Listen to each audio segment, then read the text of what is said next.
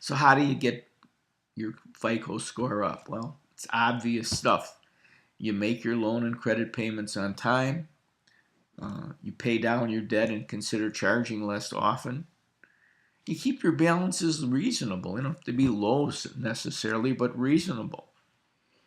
And you want to leave open, and lots of people are concerned about this, old paid off accounts.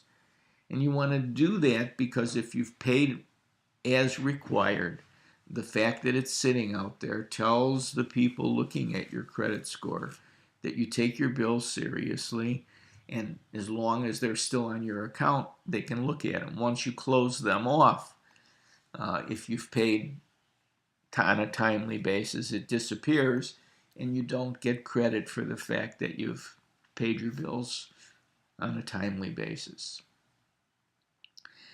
You want to not be afraid of credit counseling. Lots of folks, when they get out of college, they take a look around and they find that they've got 8, 10,000 or even more sitting in credit card bills as they get out into the workforce and recognize that they now have to start making their student loan payments, and now they've got this big nut out there of credit card debt that they have also to pay.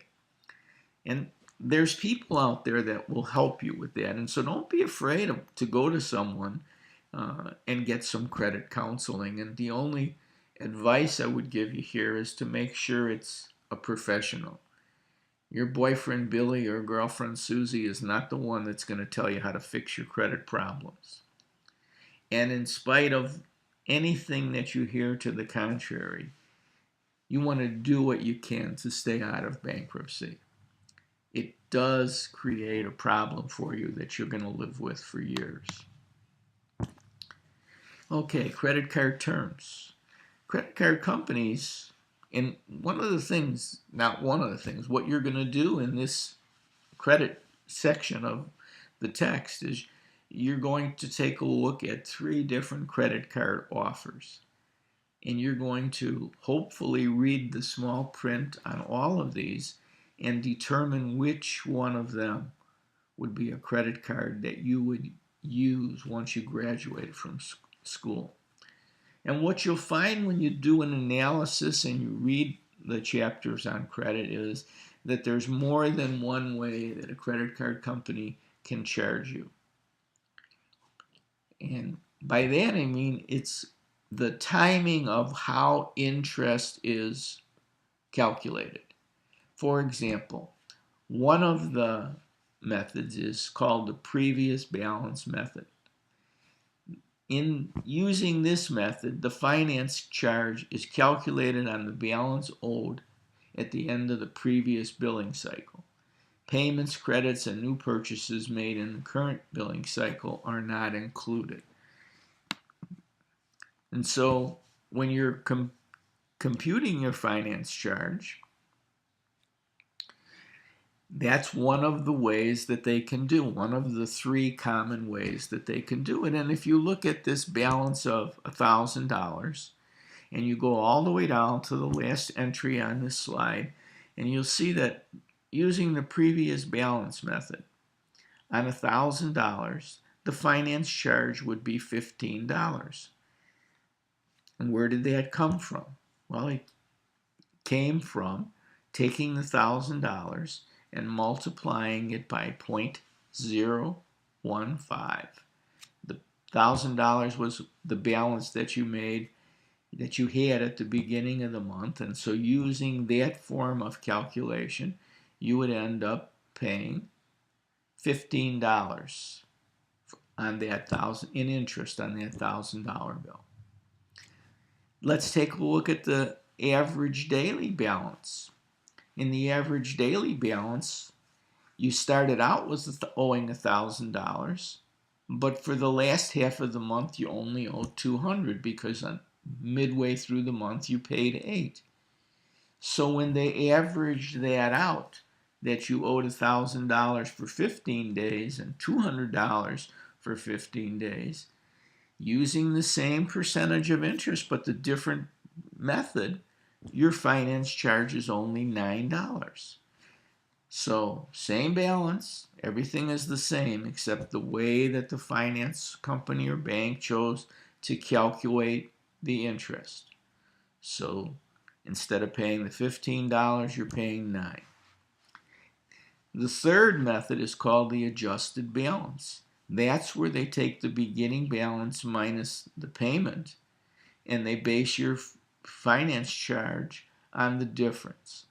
And so in that case, since you paid $800 on the 15th, you only owe $200, and they use the $200 for calculating the finance charge, so you only pay $3. So think about that. If you've taken the wrong or high-priced credit card company, you're going to pay $15 on the $1,000 purchase that you made, or purchases, whatever. Otherwise, you're going to use an average daily balance and pay $9, or best yet, the adjusted balance is only $3. Well, it might not seem like all of the money in the world to you, but if you're going to have that credit card for a number of years, that in 7 years, you would have paid $1,000 for something that you could have paid substantially less for. And that's just the interest, not the purchase. So what's the point? The point is that when you evaluate various credit card options, you want to consider a number of things. You want to look at the interest rates on the card. You want a low interest rate card, but remember that the interest rate is not fixed, so it can be adjusted either quarterly or by written notice by the bank. It says on the slide that you may be able to negotiate with your bank for a lower interest rate, but don't count on it. So once you do that, before you sign up for that credit card, you want to look at how the finance charges are calculated, so you'll be able to determine the total cost of the debt. And you want to look at the charges for each card. Some companies add other fees, such as late payment fees if the payment arrives after the due date, transaction fees every time you use the card, they charge $1 or whatever. And grace periods. Grace periods are the number of days you can go from the time you made the charge until the time you make the payment without having to pay any interest. Some of the credit card companies are very generous in the way that they give a grace period, and others calculate that there is really no grace period and you start paying interest the day after that you made the purchase. You want to determine what credit limit is appropriate for you and how much money you can charge each month based on your income. And you should recognize that the credit card you choose needs to be widely accepted. You're better off if you can get by with fewer credit cards that make it easier to keep track of your spending. In fact, I'd say only one is more than enough, except for the fact that if for some reason the card gets damaged or destroyed, eaten by a machine, ATM machine, or something along that nature, it's always a good idea to have a second card as a backup. But more than two, you should really think long and hard before you decide to do that.